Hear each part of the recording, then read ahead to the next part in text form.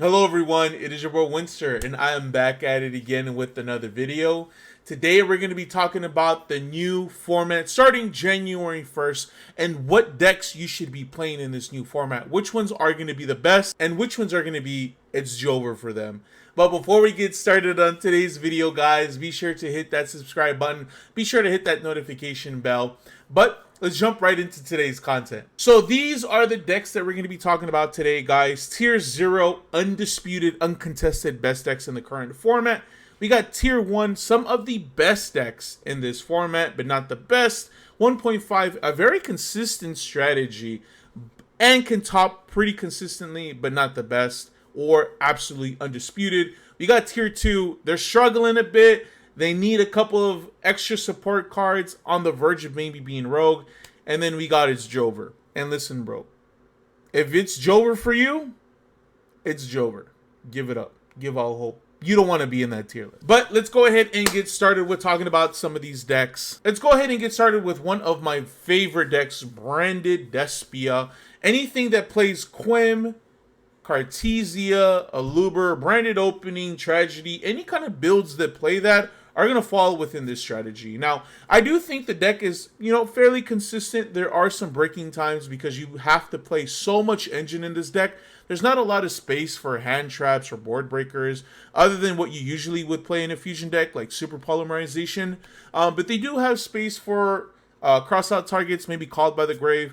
But I think because of that, even in this new format, I do think that it's still a very inconsistent deck at times. And because of that, I do think that it belongs in a tier 2. Because you can break a lot with this deck because you have to play so much engine, so many one-ofs. Yeah, you can play strong cards like Bystials and whatnot, but there's just so much that you have to play in order to play this strategy. Cira in its heyday was probably the best deck in the format. Super strong boss monster with the Rise Heart, Walking Macrocosmos, and then Shangri-Ira just locking your zones. Fenrir being a phenomenal card that's played in every single deck in the current format. Unicorn was at 2, but it really didn't matter, right? The deck was still very consistent. But the fact is that they lost a lot of extra deck boss monsters, so the deck is kind of trying to find its place. It's still very consistent. It still has access to all its cards, and it has the ability to play with Shifter, which is probably the best hand trap in the current format. But because of that, I do think that it does fall a little flat at times, and I think it's inconsistent because it doesn't have a big boss monster threat. Rocket Dragon Link is one of my personal favorite decks, right? When I was learning it, I was fortunate enough to still be able to play Chaos Space at 3 and Magnum at 3. Unfortunately, now those cards are at 1, but those cards did not really impact it too much where it's unplayable. It did remove its consistency, but the deck is known to be able to play through multiple hand traps and still end on a board. Savage, Spheres, and Pat? Like, come on, that's pretty strong if you ask me. And because of those, I do think the deck did hurt a little bit, but it still consistently tops. It's going to get support because it's a dragon-themed deck. I think it's still one of the most consistent decks in the current format. Okay, so let's go ahead and talk about Centurion. It's a deck that I am personally playing. I'm going to try my hardest not to be biased. But the archetype right now, it's very small. It's released in a subset, Valiant Smashers. And if you guys are interested, I have a deck profile. It's going to be somewhere on screen with the card. But you got 3 main deck monsters. You got Emblem of Oath, the field spell, the other spell, you got Phalanx, and then you got the counter trap, and then 1 extra deck monster. That's 9 cards in total. That is actually not a lot of cards. So because of those limitations, this deck is able to play multiple hand traps or multiple engines or a combination of both. Your mind is the only box, really, right? Sky's the limit with this deck. The main deck is a toolbox. You could play Horus Centurion, Horus Bystial. You could play Bystial Centurion. You could play this deck however you want. The extra deck is very toolboxy. You could play all the best extra deck monsters at the moment. They all work. And on top of this all, there is a Calamity Lock you could put your opponent to and offer them a good old handshake after the GGs. So because of that, I do think it is a very consistent deck. It can play through a couple of hand traps, but 3 I would say is pretty max in my testing. I do think it's 1.5, but I would say it's maybe at the bottom. Once we get into these other themes, I think this will definitely fall a little bit. It's not as strong as D-Link in my opinion, but it's fairly consistent and fairly strong. Okay guys, so let's go ahead and talk about Trap Tricks, another deck that I actually played. If you guys want to check out the deck profile, it's going to be somewhere on screen. But Trap Tricks is a very consistent deck in my personal opinion. Unfortunately, it does have the inherent problem of it being a trap deck, so it's going to be slower. Not to say that it's slow by any regard, it's going to be a little bit slower, right? With the right hand, this deck could really take off and set up a pretty convincing board, play through cards like Nibiru. But the problem with it is that it has to get to those points, so it can lose to a couple of hand traps before it reaches its end board. And because of that, I think it does make it a little bit weak. I think it's right about here in tier 2. It's consistent and it can brick at times because you have to play a lot of traps and you could brick on those. The offshoot is that it ends on a pretty decent board. Its extra deck is pretty toolboxy as well, but not a bad deck, but maybe not something I would be recommending at the moment. Tier. Oh my god, man. Tier. For those who know, I am obviously the biggest fan of tier, right? I'm joking, I'm not. I hated tier format. Tier format was so bad. So the moment that this happened, guys, right? I saved this webpage just for this moment. The moment that Agido, the Ancient Sentinel, the moment that Kelbeck, the Ancient Vanguard, was forbidden, Jesus Lord have mercy. It was a motherfucking party, bro. I'm glad that those decks got hit as hard as they did, but unfortunately the deck is not going to die because you're still able to play this deck. I think it's still fairly consistent. There are multiple ways to mill. Time Thief, right, because it sends off of effect. The Zombie Vampire, I always forget the damn name of the card, but you guys know it mills 4, which is pretty good. There are other ways to mill, and because of that, this deck is still pretty consistent in my honest opinion. It's meshing also with the Unchained cards, with like popping themselves and whatnot. There's still very consistent ways to play this deck. So I think it's still consistent. I would probably put it in 1.5. It's still very strong in my opinion, even though those cards got hit. Look at the OCG. This deck is still consistent and still being played, and it got hit even worse. Yes, maybe they have the fusion at 1, but I would still consider this deck pretty strong in my personal opinion. Okay, guys, so let's go ahead and talk about Labyrinth. Everyone's favorite deck, right? Everyone loves Silver Mommy. But I was just talking about how Trap Tricks is inherently a slow deck because it's a trap deck, but none of those restrictions are on Labyrinth because their cards are absolutely insane. We all know where it's going to go at. It's the best deck in the format. It's so strong.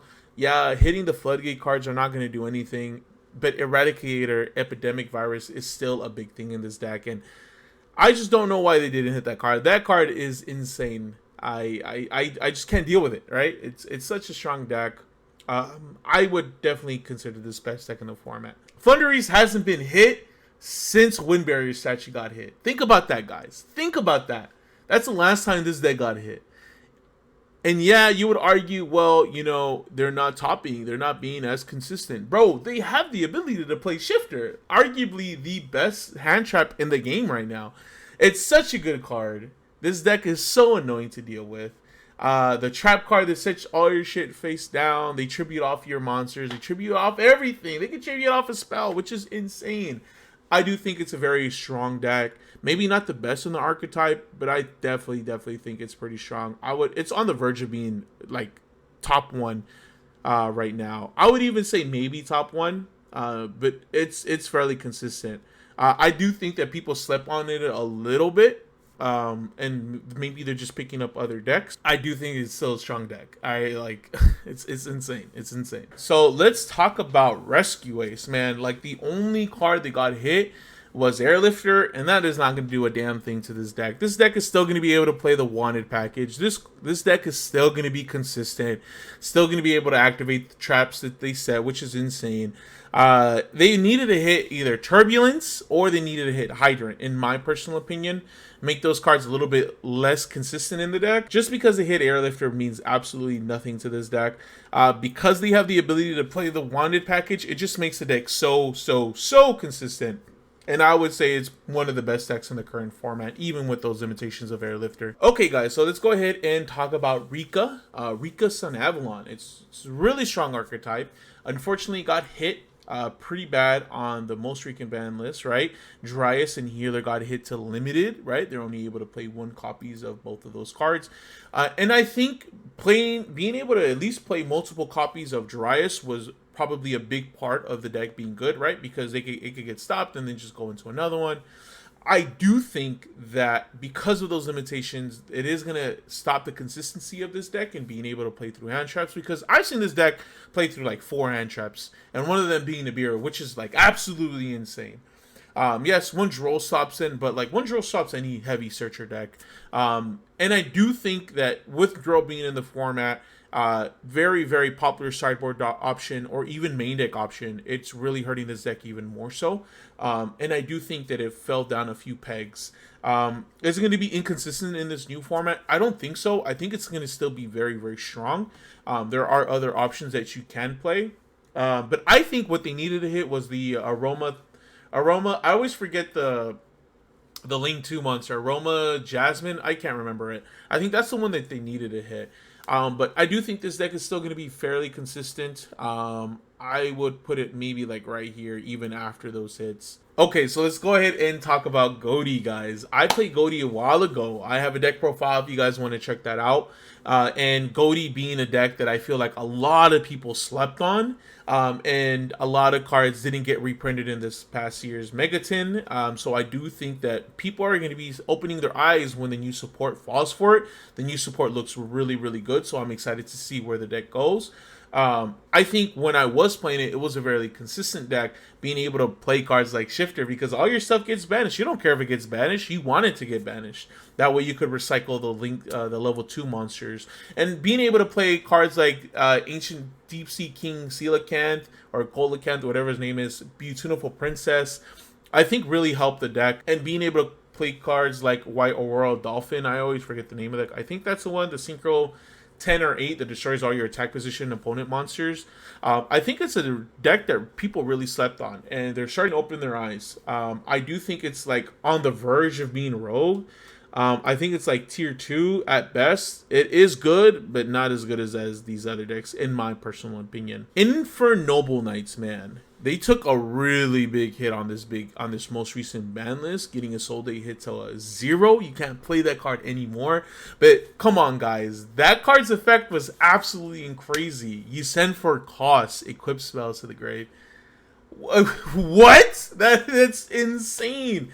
No wonder that card got banned, right? But that is a big part of it. I do think the deck is still going to be really consistent. A lot of people in my local are still going to be playing it, and I'm excited to see where it goes. I know a lot of people are a fan of this deck as well. It was probably one of the strongest decks in the previous format. I think it's still going to be pretty strong. I would probably place this deck in almost on the tier 1 in my personal opinion. Very, very strong deck, very versatile deck, and I'm excited to see where it goes, even without Mommy Isolde. Alright, Runic, man. That's also a deck that I played. I was playing Runic Chimera. It was a really fun deck when I was playing it. But Joshua Schmidt put this archetype back on the map with the Bestials when he won that YCS, which was insane. I don't watch a lot of Yu-Gi tubers, right? Because I like to get my own opinions on the matter. But I remember someone showed me that clip, and I watched the finals after the fact. I'm like, damn, that dude's kind of big brain. So, you know, I'm a fan of Joshua Schmidt. I'm not gonna lie. But Runic can be splashed in almost anything. You got Runic Live Twins, Runic Sprite, Runic Fur Hire, Runic Chimera. You got Runic Bestios. I think Runic is just such a strong engine. And I'm talking about as a whole. I would consider maybe Runic Bestial or Runic Chimera the best way to play it. So I would personally put this as a maybe contender for being one of the best deck. It won a YCS. Right, it's fully capable in the right hands. You just have to play it right, and I think that's the problem. You can't make any mistakes with this deck. I think it's fairly strong. It doesn't really care too much about being able to banish cards, so maybe like Shifter, It has multiple hand traps. Some of these decks can't play multiple, or they could at least play through some of them, but they need some sort of follow-up, and this deck just always generates advantage. It's on the verge of being tier 1 in my personal opinion. I think it's still a really, really strong deck. Okay, so let's go ahead and talk about Branded Chimera. Now, the reason why I put these categories in different ways are because they play very differently, right? The main theme about Branded Chimera is that they want to get the Chimera boss monsters out in the field and being able to have targeting negates, monster effect negates, and then Branded is just kind of a backup, allowing you to get to the Chimera cards and being able to play the branded stuff. Branded Despia is just an amalgamation of all the branded Despia cards, all the Despia monsters, spells, traps, and everything. So I think they definitely are very different and they play very different. And I would say that Branded Chimera is a lot more consistent because they have a searcher of the whole archetype and they have multiple ways to get to their engine with the branded fusion. So I would say that Branded Chimera is a lot more consistent, and I would say that it's right here. Definitely way more consistent than the original, and I personally think it's going to be more consistent than these two. Okay, so let's go ahead and talk about the Unchained. Unchained, I definitely think that the ban list with the limiting of Unchained Shavara is going to do nothing to the deck. I think it's going to still be very, very consistent. It's only a main deck monster that they're hitting. Yeah, it's the quick effect one, but I think it's still going to be very, very strong and definitely something to look over. I do think it's going to be maybe the weaker of the three, right? Because, I mean, Labyrinth went untouched. Rescue Ace only got hit with Airlifter, which I don't think is going to do much, but this got hit with a pretty important piece. None of the extra deck monsters or any other spell and traps got hit, and I think that is going to mess up with the consistency, and I do think these are going to still be some of the best decks in the format at the moment. Vanquish Soul did not get hit on the ban list or the past ban list in any kind of capacity. It's a full power deck. I think it's still pretty strong. Burns you like crazy, which is insane, right? I think I went to regionals and ended up losing to all the burn damage that this deck outputted, which was insane. But I think it's still a very strong, still very viable, still very competitive and consistent deck. Maybe it may falter at times, but it has the ability to play Shifter. I do think that this deck maybe could break a little bit more than maybe like something like Floowandereeze, right? My earlier justification putting Floowandereeze is that it could play Shifter, but it also has the somewhat of a skill drain effect with M-Pen, right? And Vanquish doesn't have something like that. Yeah, they're really good at tagging out and burning you, but they could easily lose to a couple hand traps. Same thing can be said about Floowandereeze, but I do think having the ability to maybe like skill drain your opponent, not being able to let them play, is pretty impactful unless they summon things into like defense mode. So I do think that Unchained as consistent, and I still think it's a very viable deck. I think it belongs somewhere in this category. I think it's still a very strong deck. I think it's still very consistent. And I hope to see if there's new support coming for it, because I know a lot of people are fans of this deck. I'm a fan too, because it's like centered around like fighting games. I'm a fan, and hopefully we get more support for it. Okay, the last deck I wanted to talk to you guys about was Manium.